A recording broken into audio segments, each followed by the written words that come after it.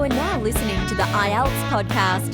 Learn from tutors and ex-examiners who are masters of IELTS preparation. Your host, Ben Worthington. Hi again, podcast listeners. This is Ellen, and welcome to today's podcast. The podcast that I'm going to cover today deals with common errors, primarily grammar errors, I should say. Common grammar errors that I see both correcting essays for IELTS podcast, but also through my many years of teaching and preparing students for IELTS. There are certain things that just keep coming up over and over again, regardless of the student's native language. So I just wanted to pull everything together. And the reason that I thought you could all benefit from people's mistakes is because maybe you can see where you also possibly make some of these mistakes. I think that awareness is the first step in improvement. So if you are aware of errors that people make and that potentially you make as well, this way you can be a little more conscious when you write and try to avoid them and overcome these errors. Like I said, the people whose essays I've kind of drawn from come from really all over the world. So it's not just like one language set or, just European languages or just Asian languages. So it's really a wide variety. And it's interesting that the same problems keep creating problems basically for students, no matter where they're from or what language they speak or use.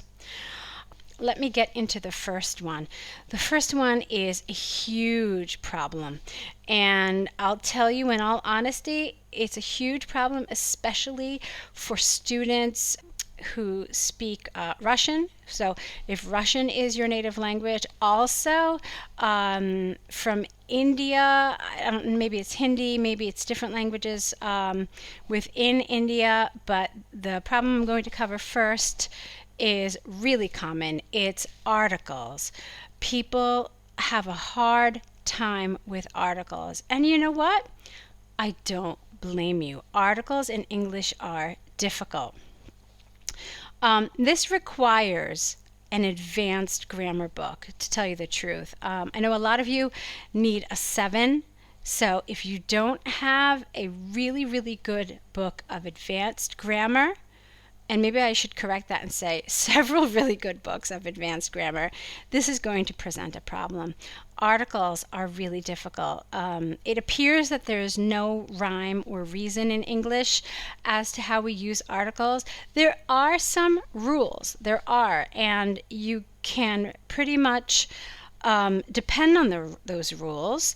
Obviously, there are some exceptions, but basically, if it's an abstract concept, you're not going to use an article. So things like education. You will use the in front of a word like education if you're going to describe a specific kind of education. So for example, the education of teenagers. Okay, that's a specific example of education. So and you can tell that's a specific example because I've explained which education. It's the education of teenagers. So in this type of instance, yes, you will use an article. Another place where people get really confused is when we use the in front of plurals. It's kind of a similar thing. So for example, I see something like the teachers, the governments, the parents. And the only time this is appropriate is if you've already explained which governments, which people, which parents you are talking about. And the reader knows which of these things you're talking about. If you've done that, so for example, governments need to create measures to reduce pollution. The governments must do this by, enforcing laws or something. So that's okay. But a lot of times people just put the in front of plurals and it's wrong. So just be aware that that's a really big one. plurals and articles, and just articles in general. Again, a good tutor can help you with this. Grammar books, if you really study, and trial and error, and of course getting feedback for your writing. These are all some good ways to overcome this problem. Another huge problem that I see is, well, it's also with articles, but not only. It's a problem with uncountable nouns. Countable nouns are the ones that are kind of collective, and they can't be used in the plural, and they also don't take an article. So because a lot of you write essays where you refer to studies or you refer to research, the number of times I have corrected, recent research said this, or researches say this, and that's absolutely wrong. Research cannot be plural, and it cannot have an article in front of it. Even if you put the word recent in front of it, you just don't do it. So it's always a recent study or recent research. It's the kind of thing that you should know. If you're aiming for a 7, it's the kind of mistake that you probably want to avoid. So that's a big one. There are other uncountable nouns that I find as well that students often use with an A or with, or make them plural. But research is really the one that's most common. It comes up all the time, almost daily. So just be aware of it. And if you're not sure, you can't keep it straight, then just forget about research altogether and just use the word studies. It's fine, okay? That's one way to avoid it if you're just not sure. You're like, well, which one is it? I don't know. Or another way you could avoid this whole issue altogether is by using something like a recent publication. A recent publication from Harvard University explained that 20% of the children in the school do this, whatever that is, okay? So there are ways, if you're not sure if study is correct or if research is correct, you could just say publication and be done with it. All right, so those are the first 2 big errors that I see quite a bit of. A third one, which I see over and over and over again, and it's funny, this is one I see typically in more advanced writing, so where the grammar in general is more advanced. People have a problem with this because they're trying to use advanced structures and they're trying to do more complex things, but that effort doesn't always pan out. What am I talking about? I'm talking about relative clauses. This is a big one. Let me see if I can come up with an example sentence for you so you can see what the problem is. So a sentence like this would be something like, pollution is a problem in cities which they have many people. Okay, so you can see that the whole purpose of using the relative pronoun which is to combine the 2 sentences, so you don't need that they afterwards. It's redundant, it's superfluous, you just don't need it, and it sounds wrong. So that's the kind of error I see with relative pronouns a lot. Anytime there's a problem with a relative pronoun, that's usually what the problem is. People have mistakenly, after the relative pronoun, which or that or who, then put the noun or the pronoun when they just didn't need to.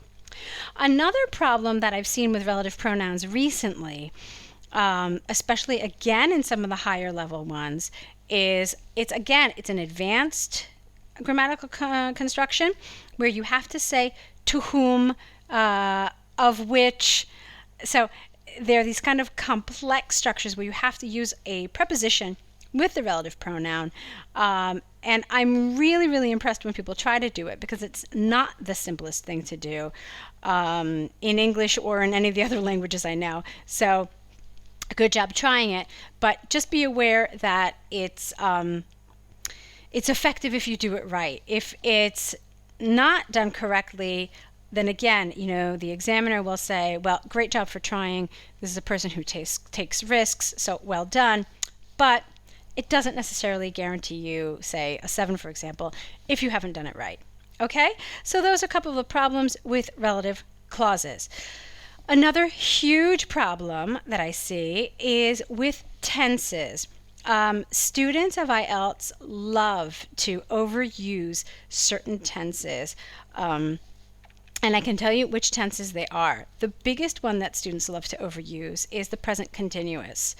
I think that there's this kind of misunderstanding with what the present continuous is. I think that people think, oh, well, if it's something that happens all the time, then it's continuous. Therefore, I need to use the present continuous.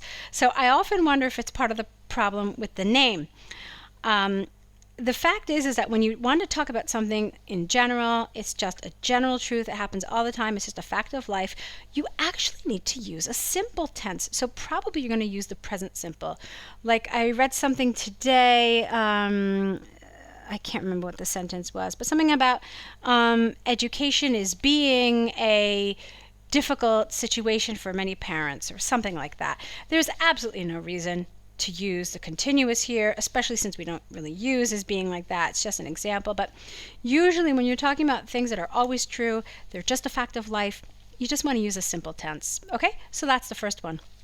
The second problem is sometimes people overuse the present perfect. And I see this a lot in task 1, actually. A lot of these diagrams in academic task 1 are very clearly in the past. Your dates are really specific. And so there's absolutely no connection with the present. Yet for some reason, students are connecting it with the present because they're using the present perfect. So you can see that that's really inaccurate, especially when we're talking about, 1990, 2000, 2005, and all of a sudden people are using the present perfect. It's just not right. There's no reason at all to do it.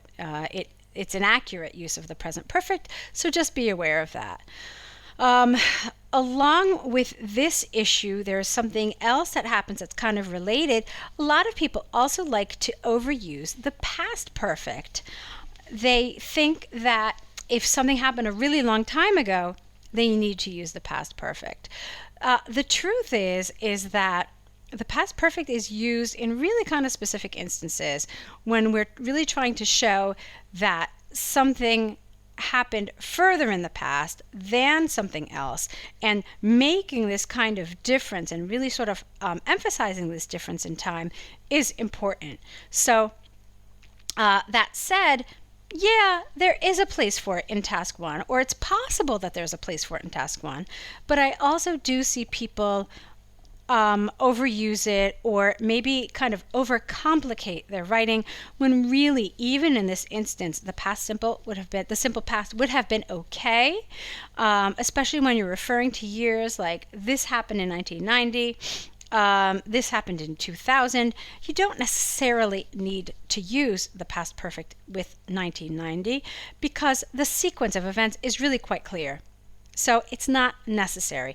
That's just another comment about that. And I think it's probably, of the 3 that I mentioned in terms of tense, it's probably the one that's the least problematic, but do be aware of it when you do try to use the past perfect. And because I didn't mention it before, by past perfect we mean it had risen, it had declined, anytime you use this sort of construction. The next problem that I see a lot is the word although. Students love to use although. It's a well-loved linker for many people. Unfortunately, I also see people using it incorrectly. To use although, you need to have it followed by a clause. And when I say clause, I mean at the very least a subject and a verb. Okay? So, although entertainment is important, I believe education is the most important function of a school. All right, that's how we use although. Instead, though, what I see a lot of students do is use although and then directly after that a comma. So although, comma, and then the rest of the sentence. But that's incorrect. This, in fact, is how we use however. So You could say, however, I believe A, B, C, D, E. Okay? Although it has to be used in a very specific fashion, as I've just mentioned, it has to be followed with a clause. So, again, clause is at the very least a subject and a verb, and then a comma, and then the part of the sentence that contrasts with that first part of the sentence follows. Okay, if you're not sure, you can just use however and probably be safer. Although I do admire that a lot of you try to kind of mix up your cohesive devices. Well done. You should be doing that. So the best thing, of course, to do is learn how to use it correctly. But if you're not sure, there are other alternatives for you as well. Okay, so let's see. I think we're about number 7 right there on my list of common errors. Another error that I see quite a bit is with agreement. And what do I mean with agreement? I mean making sure that you have plurals with plurals and singulars with singulars. And that applies for verbs, and that also applies for pronouns as well. I read an essay today, something about governments, and it said governments must do this. It must do this as well. Okay, since your subject was governments, it's plural, you clearly cannot refer to governments as it. It has to be they. Okay, so that's an error that I see really quite a bit. And in fact, it's one I see especially when sentences get longer, when they get really kind of complex and sometimes a little too complicated. People get confused. They forget like whether they had used the singular or the plural, and so they make this kind of mistake. Another thing that people do wrong a lot, really quite often, is governments has been an issue. Okay, so this is a frequent error, and it's a shame because it's a basic error, especially if you want to be at a 7. I really hope you're not making this mistake. Governments have been confronting this problem, or governments have been addressing this issue. So make sure that if it's a plural subject, you've got the appropriate verb form following it. Okay, so that's number 8, agreement. Another problem, number 9 on my list of most common errors, is commas. A lot of you either adore the comma, you absolutely love it, and you overuse it, or some of you are so afraid of it, or you just don't like using it that you don't use it anywhere. Now, the truth is that in English nowadays, we have kind of strayed away from overuse of the comma. And the reason for this is because the comma essentially is like a speed bump. When you're reading and you see a comma, you kind of mentally have to pause. So, modern English nowadays has kind of led us away from that, where we're not using them so often. But there are times where you absolutely need a comma, like when you say, for example, comma, okay? Or with the example I mentioned before with although. Although there are benefits to this issue, there are da-da-da-da-da, okay? So there are some places where you really need a comma. There are other places where it's kind of optional. So what I would really like you all to do, again, is to sit down with your tutor or sit down with a good grammar reference and find out what some of the major rules of commas are. There are some that you really do need to follow and should follow. Punctuation is graded in IELTS. I wouldn't say necessarily that it's the most important thing, but yeah, I mean, if it's creating misunderstanding, then absolutely, it's going to be a problem.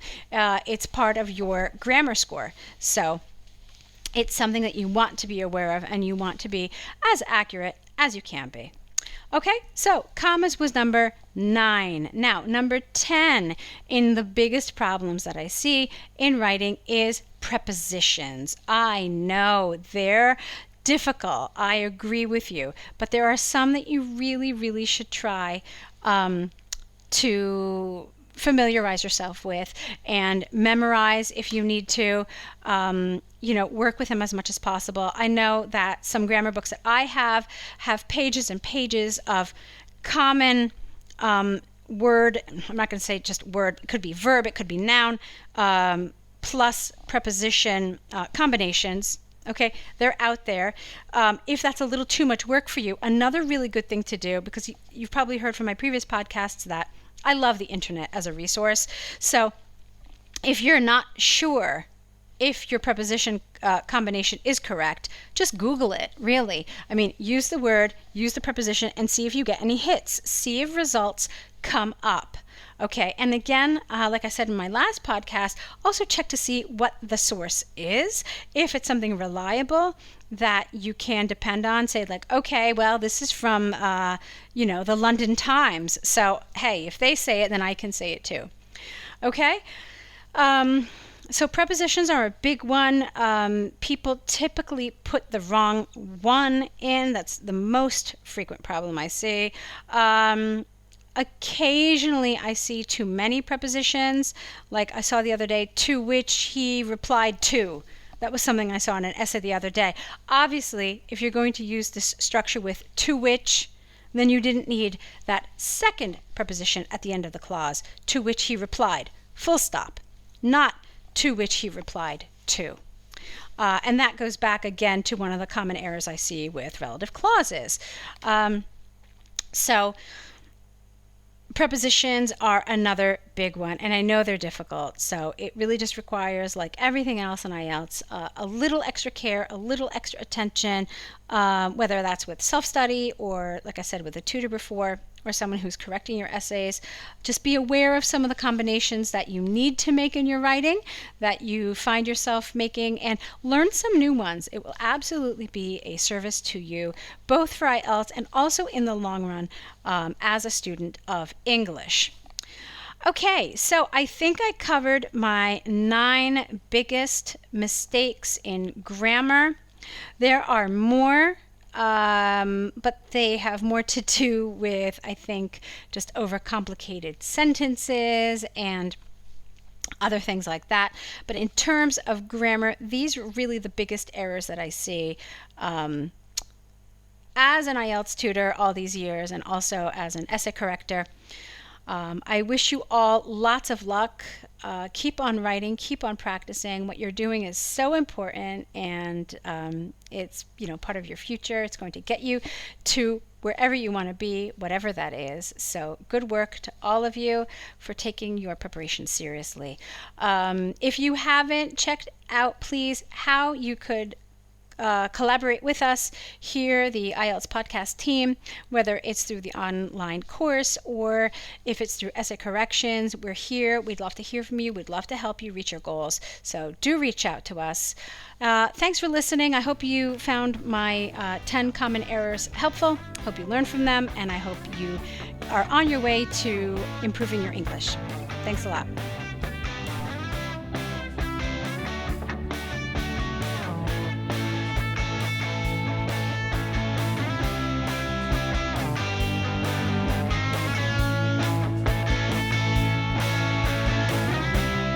Thanks for listening to IELTSPodcast.com.